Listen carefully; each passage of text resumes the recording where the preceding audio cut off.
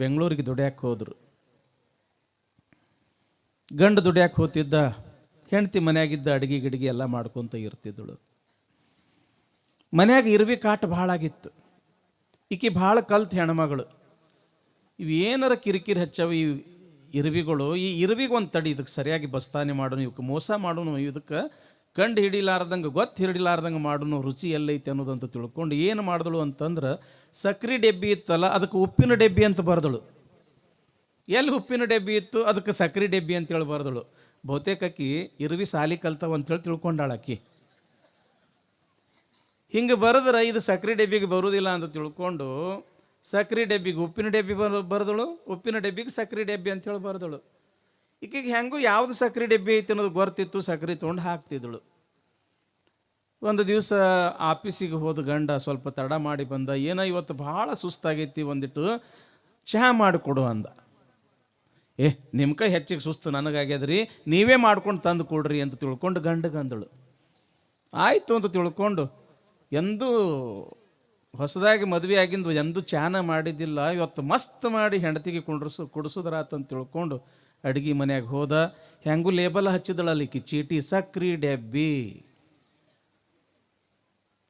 ಒಂದು ಚಮಚ ಹೆಚ್ಚಿಗೆ ಹಾಕಿದ್ರಾತಂತ ತಿಳ್ಕೊಂಡು ರುಚಿ ಆಗಲಿ ಅಂತ ತಿಳ್ಕೊಂಡು ಒಂದು ಚಮಚ ಹಾಕೋದ, 2 ಚಮಚ ಹಾಕೋದು ನೋಡ್ರಿ. ಒಂದು ಕಪ್ಪಿಗೆ 4 ಚಮಚ ಹಾಕದ. ನಾ ಮಾಡಿದ ಚಹಾ ಹೆಂಗದ, ನನ್ನ ಹೆಂಡತಿ ಖುಷಿ ಪಡ್ತಾಳಂತ ತಿಳ್ಕೊಂಡು ಒಂದು ಕಪ್ಪ ಹೆಂಡತಿಗೊಪ್ಪ 1 ಕಪ್ ತಂದು ಕೊಟ್ಟ. ಎಂದೂ ಇಲ್ಲದ ಗಂಡ ನನ್ಗೆ ಚಹಾ ಮಾಡ್ಯಾನಂತ ತಿಳ್ಕೊಂಡು 1 ಕಪ್ ಹಿಂಗೆ ಸೊರ್ರು ಅಂತ ಜಗ್ಗುದು ತೊಡ ನೆತ್ತಿಗೆ ಹತ್ತು ನೋಡ್ರಿ ಉಪ್ಪ. ಏನ್ರಿ ಏನು ಮಾಡಿರಿ? ಚಹಾ ಮಾಡೀನಿ. ಏನು ಹಾಕಿರಿ? ಮತ್ತು ಅದೇ ಚಹಾ ಪುಡಿ ಸಕ್ರೆ ಹಾಕಿನಿ. ಎಲ್ಲಿ ಸಕ್ರೆ ಹಾಕಿರಿ ನೀವು? ಉಪ್ಪು ಹಾಕಿರಿ. ಕುಡ್ದಾರ ನೋಡ್ರಿ. ಅವ ಕುಡಿತಾನ ಉಪ್ಪಿನ ಕಟ್ಟಿ. ಅಲ್ಲ ಮತ್ತು ನೀನೇ ಬರ್ದಿದ್ಯಲ್ಲ ಸಕ್ರೆ ಡೆಬ್ಬಿ ಅಂತ. ನಾ ಇರುವಿಗೆ ಮೋಸ ಮಾಡ್ಬೇಕಂತೇಳಿ ತಿಳ್ಕೊಂಡು ಮಾಡೀನಿ, ನೀವ ಮೋಸ ಹೋದ್ರಿ ಅಲ್ರಿ. ಮನುಷ್ಯ ಮೋಸ ಹೋಗ್ತಾನ ಹೊರತು ಪಶು ಪಕ್ಷಿ ಪ್ರಾಣಿಗಳು ಎಂದು. ವಚನ ಬರೆದವರು ಒಬ್ರ ಇಬ್ಬರ 100 ಜನ ಶರಣಿಯರು ವಚನಗಳು ಬರೆದರು. ಮಡಿವಾಳ ಮಾಚಿದೇವರು ವಚನಗಳು ಅಂತೂ ಬಹಳ ಅದ್ಭುತ ನೋಡ್ರಿ. ಎಷ್ಟು ಚಂದ ಹೇಳ್ತಾರೆ. ಇದು 4-5 ಸಾಲಿನ ವಚನದೊಳಗೆ ಎಂಥ ಜ್ಞಾನ, ಎಂಥ ತಿಳುವಳಿಕೆ ಕೊಡ್ತಾರ. ವಾಯು ಗುಣವ ಸರ್ಪ ಬಲ್ಲುದು, ಮಧುರ ಗುಣವ ಇರುವೆ ಬಲ್ಲುದು, ವೇಳೆಯ ಗುಣವ ಕೋಳಿ ಬಲ್ಲುದು, ಗೋತ್ರದ ಗುಣವ ಕಾಗೆ ಬಲ್ಲುದು. ನಾವೇನು ತಿಳ್ಕೊಂಡಿರ್ತೀವಿ, ನಾವು ಮನುಷ್ಯರದೀವಿ, ನಾವೇ ಭಾಳ ಶಾಣ್ಯರದೀವಿ ಅಂತ ನಾವು ತಿಳ್ಕೊಂಡಿರ್ತೀವಿ. ಆದ್ರೆ ದೇವರು ಇರುವಿ 84 ಲಕ್ಷ ಜೀವರಾಶಿಗಳಲ್ಲಿಯೂ ಕೂಡ ಎಂಥೆಂಥ ಜ್ಞಾನ ಕೊಟ್ಟನ, ಎಂಥ ಒಂದು ತಿಳುವಳಿಕೆ ಕೊಟ್ಟನ ಅನ್ನೋದು ಮಾಚಿದೇವರು ತಮ್ಮ ವಚನದ ಮುಖಾಂತರ ಹೇಳ್ತಾರೆ. ವಾಯು ಗುಣವ ಸರ್ಪ ಬಲ್ಲುದು. ವಾಯು ಅಂತಂದ್ರೆ ಗಾಳಿ. ಈ ಗಾಳಿಯೊಳಗೆ ಎಂಥ ಶಕ್ತಿ ಐತಿ ಅನ್ನೋದು ಒಂದು ಸಾಮಾನ್ಯ ವಿಷಜಂತು ಆಗಿರತಕ್ಕಂಥ ಹಾವಿಗೆ ಗೊತ್ತಂತ ನೋಡ್ರಿ. ಹಳ್ಳ್ಯಾಗ ಮಾತಾಡ್ತಿರ್ತಾರ, ಈ ಹಾವಿಗೆ ಕೆಣಕಬಾರ್ದು ಮಾರಯ್ಯ, ಕೆಣಕರು ಬಿಡುವುದಿಲ್ಲೋ ಮಾರಯ್ಯ, 12 ವರ್ಷ ಸೇಡಿಟ್ಟು ಹುಡುಕಿ ಕೊಲ್ತದ ಕಚ್ತದ ಅಂತ ತಿಳ್ಕೊಂಡು ಮಾತಾಡ್ತಾರೆ. ನಿಲ್ರಪ್ಪ, ಹೆಂಗೆ ಹೋಗ್ತದ ಅದು? ಇವನೇ ಬಡದಾನ, ಇವನೇ ಕಾಡ್ಯಾನ ಅಂಥೇಳಿ ಅದಕ್ಕೆ ಹೆಂಗೆ ಗೊತ್ತಾಗ್ತದ ಅಂತಂದ್ರೆ ಗಾಳಿ ವಾಸನೆ ಹಿಡಿದು ಹೋಗ್ತದಂತ ನೋಡ್ರಿ. ಅದು ವಾಸನೆ ಮೇಲೆ ಹೋಗ್ತದಂಥದ್ದು. ನಮ್ಮ ಗುರುಗಳಿಗೆ ಕೇಳಿದ್ವಿ ನಾವು ಶಿವಯೋಗ ಮಂದಿರದಾಗ ಪಾಠ ಮಾಡ್ತಕ್ಕಂಥ ಸಮಯದೊಳಗೆ, ಏನ್ರಿಯಪ್ಪ ವಾಯುಗುಣವ ಸರ್ಪ ಬಲ್ಲುದು ಅಂತ ಮಡಿವಾಳ ಮಾಚಿದೇವರು ಹೇಳ್ಯಾರ. ಗಾಳಿಯೊಳಗೊಂದು ಶಕ್ತಿ ಅದ ಅಂತ. ಅದು ಎಂಥ ಶಕ್ತಿ, ಯಾಕೆ ಅಂದರು ಅಂತ ನಾವು ಕೇಳಿದಾಗ ನಮ್ಮ ಗುರುಗಳು ಭಾಳ ಚಲೋ ಹೇಳಿದ್ರು. ನಾವಾಗಲಿ ನೀವಾಗಲಿ ರೈತರಲ್ರಿಪ್ಪ, ಒಕ್ಕಲಿಗೆರು ನಾವು ನೀವು. ಸ್ವಲ್ಪ ಲಕ್ಷ್ಯ ಕೊಡ್ರಿ. ತಮ್ಮ ನಾಳೆ ಪ್ರಸಾದ ತರಬೇಕಾಗಿತ್ತಂದ್ರೆ, ಅಪ್ಪ ತಮ್ಮ ನಾಳೆ ಪ್ರಸಾದ ತರಬೇಕಾಗಿತ್ತು, ನಡಬರ್ಕ್ ಹಾಡಕ್ಕೆ ಕೊಡ್ತೀವಲ್ಲ ಅವಾಗ ತರಬೇಕು, ನಡಬರ್ಕ್ ತರಬಾರ್ದು, ಡಿಸ್ಟರ್ಬ್ ಆಕೈತಿ. ಜಯ ನಮ ಪರಾಪತಿ ಶಿವ ಹರ ಹರ ಮಹಾದೇವ. ನೀವೆಲ್ಲರೂ ಲಕ್ಷ್ಯ ಕೊಟ್ಟಿರ್ಬೇಕ್ರಿಪ್ಪ. ಮುಂದೆ ಮಳೆಗಾಲ ಬರ್ತಿರ್ತದ, ನಾವು ಹೊಲದಾಗ ಕೆಲಸ ಮಾಡ್ತಿರ್ತೀವಿ, ದುಡಿತಿರ್ತೀವಿ. ಎಲ್ಲೋ ಒಂದು ಕಡೆ ಮಳೆ ಬಿದ್ದಿರ್ತದ, ತಂಪ ಗಾಳಿ ಬೀಸ್ತದೇನಿಲ್ಲ? ನೀವೇನು ತಿಳಿದಿರ್ತೀರಿ? ಎಲ್ಲೋ ಮಳೆ ಬಿದ್ದದ, ತಂಪು ಗಾಳಿ ಬೀಸಾಕತ್ತದ. ಆ ಗಾಳಿ ವಾಸನೆ ಹೆಂಗಿರ್ತದ ನೀವು ನೋಡಿರಿ, ಲಕ್ಷ್ಯ ಕೊಟ್ಟಿರಿ? ನೀವು ಹೊಲಕ್ಕೆ ಹೋಗ್ತಿರಲ್ಲ, ಆ ಗಾಳಿ ವಾಸನೆ ಹೆಂಗಿರ್ತದ? ಮಣ್ಣಿನ ವಾಸನೆ ಇರ್ತದ, ಹೌದಲ್ರಿಪ್ಪ? ಯಾವಾಗ ಮಳೆಗಾಲ ಪ್ರಾರಂಭ ಆಗ್ತದ, ಪ್ರಪ್ರಥಮ ಮಳೆ ಈ ಭೂಮಿ ಮೇಲೆ ಬೀಳ್ತದ, ಆ ಬಿದ್ದಿರ್ತಕ್ಕಂಥ ಮಳೆಯ ಅಂದ್ರೆ ಆ ಮಣ್ಣಿನ ವಾಸನೆಯುಕ್ತವಾಗಿರ್ತಕ್ಕಂಥ ಗಾಳಿ ಏನು ಬೀಸ್ತದಲ್ಲ, ತಂಪು ಗಾಳಿ, ತೊಯ್ದಿರ್ತಕ್ಕಂಥ ಮಣ್ಣಿಂದು ವಾಸನೆ ಹಿಡ್ಕೊಂಡು ಏನು ತಂಪು ಗಾಳಿ ಬೀಸ್ತದಲ್ಲ, ಆ ಗಾಳಿಯೊಳಗೆ ಎಷ್ಟು ಶಕ್ತಿ ಇರ್ತದಂತಂದ್ರೆ, ಹಾವು ಆ ಗಾಳಿ ಕುಡಿತು ಅಂತಂದ್ರೆ ಆ ಹಾವಿಗೆ ಎಷ್ಟು ಶಕ್ತಿ ಬರ್ತದ ಅಂತಂದ್ರೆ 6 ತಿಂಗಳ ಕಾಲ ಅನ್ನ ನೀರು ಇರಲಾರ್ದೆ ಬದುಕುವಷ್ಟು ಶಕ್ತಿ ಆ ಹಾವಿಗೆ ಬರ್ತದಂತ ನೋಡ್ರಿ. ಅದಕ್ಕಂತಾರ ವಾಯು ಗುಣವ ಸರ್ಪ ಬಲ್ಲುದು. ಗಾಳಿಯೊಳಗೆ ಎಂಥ ಶಕ್ತಿ ಐತಿ ಅನ್ನೋದು ಯಾತಕ್ಕೆ ಗೊತ್ತು? ಒಂದು ಹಾವಿಗೆ ಗೊತ್ತು, ಒಂದು ಸಾಮಾನ್ಯ ವಿಷಜಂತುವಿಗೆ ಗೊತ್ತು. ವಾಯು ಗುಣವ ಸರ್ಪ ಬಲ್ಲುದು, ಮಧುರ ಗುಣವ ಇರುವೆ ಬಲ್ಲುದು.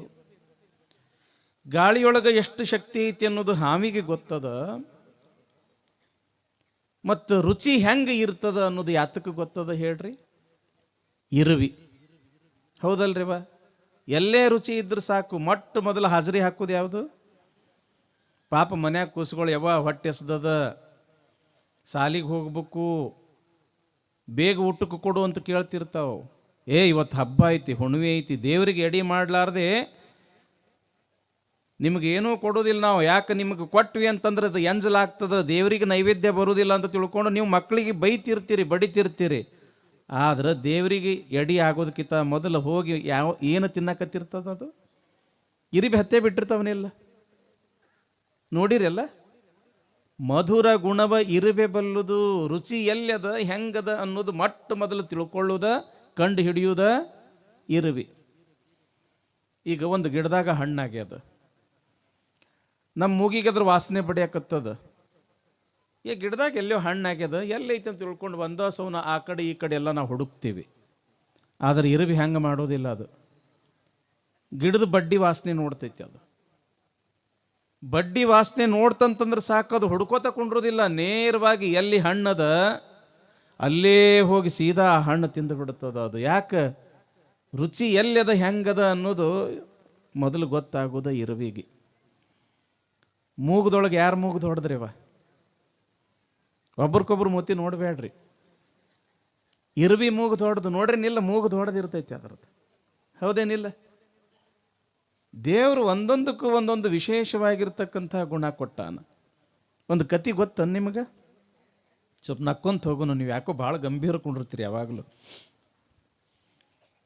ಹೊಸದಾಗಿ ಮದುವೆ ಆಯ್ತು, ಬೆಂಗಳೂರಿಗೆ ದುಡ್ಯಾಕೆ ಹೋದ್ರು. ಗಂಡು ದುಡ್ಯಾಕೆ ಹೋಗ್ತಿದ್ದ, ಹೆಂಡ್ತಿ ಮನ್ಯಾಗಿದ್ದ ಅಡಿಗೆ ಗಿಡಿಗೆ ಎಲ್ಲ ಮಾಡ್ಕೊತ ಇರ್ತಿದ್ದಳು. ಮನ್ಯಾಗ ಇರುವಿ ಕಾಟ ಭಾಳ ಆಗಿತ್ತು. ಈಕಿ ಭಾಳ ಕಲ್ತ್ ಹೆಣ್ಮಗಳು.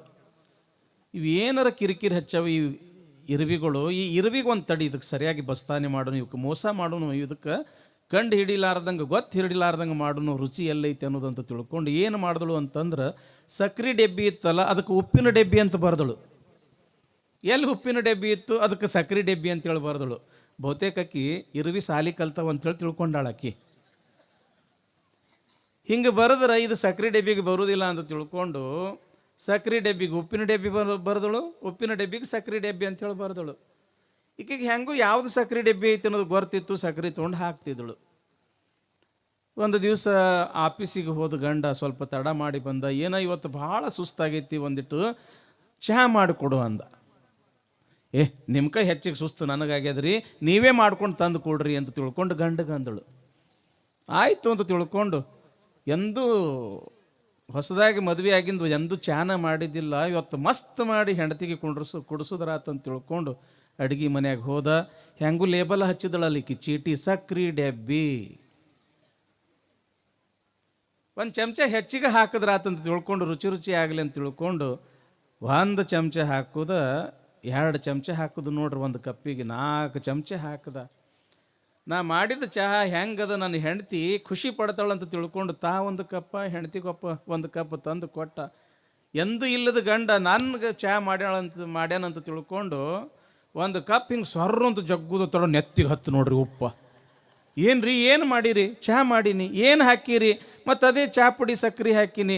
ಎಲ್ಲಿ ಸಕ್ರೆ ಹಾಕಿರಿ ನೀವು? ಉಪ್ಪು ಹಾಕಿರಿ. ಕುಡ್ದಾರ ನೋಡ್ರಿ. ಅವ ಕುಡಿತಾನ ಉಪ್ಪಿನ ಕಟ್ಟಿ. ಅಲ್ಲ ಮತ್ತು ನೀನೇ ಬರ್ದಿದ್ಯಲ್ಲ ಸಕ್ರೆ ಡೆಬ್ಬಿ ಅಂತ. ನಾ ಇರುವಿಗೆ ಮೋಸ ಮಾಡ್ಬೇಕಂತೇಳಿ ತಿಳ್ಕೊಂಡು ಮಾಡೀನಿ. ನೀವ ಮೋಸ ಹೋದ್ರಿ ಅಲ್ರಿ. ಮನುಷ್ಯ ಮೋಸ ಹೋಗ್ತಾನೆ ಹೊರತು ಪಶು ಪಕ್ಷಿ ಪ್ರಾಣಿಗಳು ಎಂದಿಗೂ ಕೂಡ ಮೋಸ ಹೋಗುವುದಿಲ್ಲ. ಯಾಕಂತಂದ್ರೆ ಪರಮಾತ್ಮ ಅವುಗಳಿಗೂ ಕೂಡ ವಿಶೇಷವಾಗಿರ್ತಕ್ಕಂಥ ಜ್ಞಾನ ಕೊಟ್ಟನ. ಅದಕ್ಕೆ ಇಲ್ಲಿ ಮಡಿವಾಳ ಮಾಚಿದೇವ್ರು ಹೇಳ್ತಾರೆ, ಮಧುರ ಗುಣವ ಇರುವೆ ಬಲ್ಲುದು, ವೇಳೆಯ ಗುಣವ ಕೋಳಿ ಬಲ್ಲುದು. ಸಮಯದ ಗುಣ ಯಾರು ತಿಳ್ಕೊಂಡಾರ? ಕೋಳಿ. ಏನ್ರಿಪ್ಪ ನಮ್ಮ ಹಿರಿಯರದಿರಿಲ್ಲಿ ನಸ್ಕಿನಾಗ 4-5 ಗಂಟೆ ಆತು ಅಂತಂದ್ರೆ ಕೊಕ್ಕೋ ಅಂತ ಕೂಗೇ ಬಿಡ್ತಾವ ಕೋಳಿ. ಕೂಗ್ತಾವೇನಿಲ್ರಿ? ನಿಮ್ಮ ಊರಾಗ ಅದಾವೇನಿಲ್ಲ? ಏನೆಲ್ಲ ಖಾಲಿ ಆಗಿಬಿಟ್ಟವು.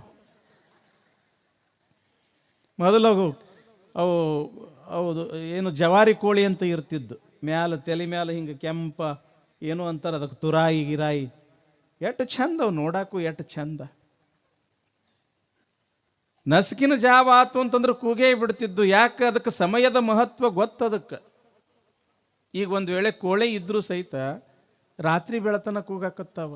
ಯಾಕೆ? ಊರು ತುಂಬ ಇಟ್ಟು ದೊಡ್ಡ ದೊಡ್ಡ ಲೈಟ್ ಹಾಕಿಬಿಟ್ಟಿರಿ, ಯಾವಾಗ ಹೊತ್ತು ಹೊಂಡತೈತೆ ಅನ್ನೋದು ಅವಕ್ಕೆ ಗೊತ್ತಾಗವಲ್ದು. ಸಿಕ್ಕ ಕೊಕ್ಕೊಕ್ಕು ಅಂತವ. ಹೌದೇನಿಲ್ಲ? ಸಮಯಕ್ಕೆ ಬಹಳ ಮಹತ್ವ ಅದ ತಂಗಿ. ಏನಂತಾರ ಸರ್ಪಭೂಷಣ ಶಿವಯೋಗಿಗಳು? ಈ ಶಿವ ಸಮಯ ಮಾನಿಸ ಜನ್ಮ ಇನ್ನೇ ಸುಕಾಲಕ್ಕೆ ಸಿಗದೋ, ನಿಟಿಲಾಕ್ಷನ ಭಜಿಸೋ ಹೇ ಮನುಜ, ನಿಟಿಲಾಕ್ಷನ ಭಜಿಸೋ. ಕುಟಿಲ ಪ್ರಪಂಚದ ಚಟುವಳಿದನುದಿನ ನಿಟಿಲಾಕ್ಷನ ಭಜಿಸು ಅಂತಿದ್ರು ಅವರು. ತಮ್ಮ, ಈಗ ಏನು ಈ ಸಮಯ ಅದಲ್ಲ, ಈ ಸಮಯ ಎಂಥ ಸಮಯ ಅಂತಂದ್ರೆ ಶಿವ ಸಮಯ. ಹುಟ್ಟಿದಾಗಿನಿಂದ ಸಾಯುವ ಮಧ್ಯದೊಳಗೆ ಇರತಕ್ಕಂಥ ಈ ಸಮಯ ಏನದಲ್ಲ, ಇದು ಶಿವ ಸಮಯ. ಶಿವ ಅಂತಂದ್ರೆ ಏನು? ಶಿವ ಈ ಶಬ್ದದ ಅರ್ಥ ಏನು? ಶಿವ ಅಂತಂದ್ರೆ ಮಂಗಲಕರ, ಶುಭಕರ. ಯಾವುದು ಯಾವಾಗಲೂ ಎಲ್ಲರಿಗೂ ಯಾವುದು ಒಳ್ಳೆಯದು ಮಾಡ್ತದ ಅದಕ್ಕೆ ಶಿವ ಅಂತ ಕರೀತಾರೆ. ಈ ಶಿವ ಸಮಯ ಇದು ಮತ್ತೆ ಸಿಗುವುದಿಲ್ಲಪ್ಪ. ಇದು ಮನುಷ್ಯ ಜನ್ಮ ಹುಟ್ಟ್ಯದ ಅಂದ ಬಳಕ ಮತ್ತೆ ಬರುವುದಿಲ್ಲಪ್ಪ. ಅದಕ್ಕೆ ಯಾವಾಗಲೂ ಪರಮಾತ್ಮನ ಧ್ಯಾನ ಮಾಡಬೇಕು, ಈ ಸಮಯದ ಮಹತ್ವ ತಿಳ್ಕೋಬೇಕಂತಾರ ಅವರು. ಈ ಶಿವ ಸಮಯ ಮಾನಿಸ ಜನ್ಮ ಅದಕ್ಕೆ ಹೇಳ್ತಾರ ಅವ್ರು. ಇದು ಮತ್ತೆ ಬರುವುದಲ್ಲ. ವೇಳೆಯ ಗುಣವ ಕೋಳಿ ಬಲ್ಲುದು. ಕಡಿಗೊಂದು ಮಾತು ಹೇಳ್ತಾರ, ಗೋತ್ರದ ಗುಣವ ಕಾಗೆ ಬಲ್ಲುದು. ಕಾಗೆ ಅಂದ್ರೆ ನಾವು ಭಾಳ ಕೆಟ್ಟ ಅಂತೀವಿ. ಆದ್ರೆ ಕಾಗಿ ಎಷ್ಟು ಶ್ರೇಷ್ಠ ಅಂತಂದ್ರೆ ಒಂದ ತಿಂದಿದ್ದು ನೋಡ್ರಿ. ಏನು ಏನರೇ ಒಂದು ತುತ್ತು ರೊಟ್ಟಿ, ಒಂದು ಮಾಂಸದ ತುಂಡು ಬಿತ್ತು ಅಂತಂದ್ರೆ ಕಾ ಕಾ ಕಾ ಅಂತ ತಿಳ್ಕೊಂಡು ಎಲ್ಲರನ್ನ ಕರ್ಕೊಂಡು ತಿನ್ನತಕ್ಕಂಥ ದೊಡ್ಡ ಗುಣ ಕಾಗಿ ಹತ್ರ. ಮನ್ಯಾಗ ಯಾರಾದರೂ ತೀರ್ಕೊಂಡಿರ್ತಾರಂತ ಇಟ್ಕೊಳ್ರಿ, ಮಣ್ಣು ಮಾಡಿ ಬರ್ತೀರಿ. ಮರುದಿವ್ಸ ಹೋಗಿ ಅವ್ರ ಸಮಾಧಿಗೆ ನೀವು ಎಡಿ ಕೊಡ್ತೀರೇನಿಲ್ಲವ? ಕೊಟ್ಟ ಮನೆಗೆ ಹಂಗೆ ಬರ್ತೀರೇನು? ದೂರ ನಿಂತು ನೋಡ್ತೀರಿ, ಕಾಗಿ ಮುಡ್ತದೋ ಇಲ್ಲೋ. ಈ ಕಡೆ ಐತೇನಿಲ್ರಿ ಅವ ಪದ್ಧತಿ. ನೀವು ಮಾಡಿದ ಎಡಿ ಕಾಗಿ ಮುಟ್ತೈತೋ ಇಲ್ಲೋ ಅಂತ ನೋಡ್ತೀರೇನಿಲ್ಲ. ಆ ಕಾಗಿ ಎಷ್ಟು ಶಾಣೆ ಅಂತಂದ್ರೆ, ಜೀವನದೊಳಗೆ ಅವ ಏನಾದರೂ ಪರೋಪಕಾರ ಪುಣ್ಯ ಮಾಡಿತ್ತಂತಂದ್ರೆ ಅವನ ಅನ್ನ ಮುಟ್ತೈತಿ. ಅವ ಪುಣ್ಯ ಮಾಡಿದ್ದಿಲ್ಲ ಅಂತಂದ್ರೆ ಅವನ ಅನ್ನ ಆ ಕಾಗಿ ಸಹಿತ ಮುಟ್ಟುವುದಿಲ್ಲ ನೋಡ್ರಿ. ಗೋತ್ರದ ಗುಣವ ಕಾಗೆ ಬಲ್ಲುದು ಅಂದ್ರೆ ಪಾಪಿಯ ಧನ, ಪಾಪಿಯ ಅನ್ನ ಒಂದು ಕಾಗಿ ಸಹಿತ ಮುಟ್ಟುವುದಿಲ್ಲಂತ. ಅದಕ್ಕೆ ಪುಣ್ಯ ಮಾಡ್ಬೇಕ್ರಿಪ್ಪ, ಧರ್ಮದ ಕಾರ್ಯಗಳು ಮಾಡ್ಬೇಕ್ರಿಪ್ಪ. ನೋಡ್ರಿ ಎಷ್ಟು ಒಳ್ಳೆ ಕಾರ್ಯ ಮಾಡಕತ್ತೀರಿ. ಸಂಗಮೇಶ್ವರ ದೇವಸ್ಥಾನ, ಖಂಡೇಶ್ವರ ದೇವಸ್ಥಾನ, ಎಷ್ಟು ಚಂದ ಗುಡಿ ಗುಂಡಾರ, ಆ ಮಹಾದ್ವಾರ, ಖುಷಿ ಅನ್ನಿಸ್ತದ. ಇಂಥ ಕಾರ್ಯ ಮಾಡೋದು ಚಂದ. ಇಂಥ ಕಾರ್ಯದೊಳಗೆ ಇಂಥ ಪಾಠ ಪ್ರವಚನ ನಡೆಸೋದು ಚಂದ.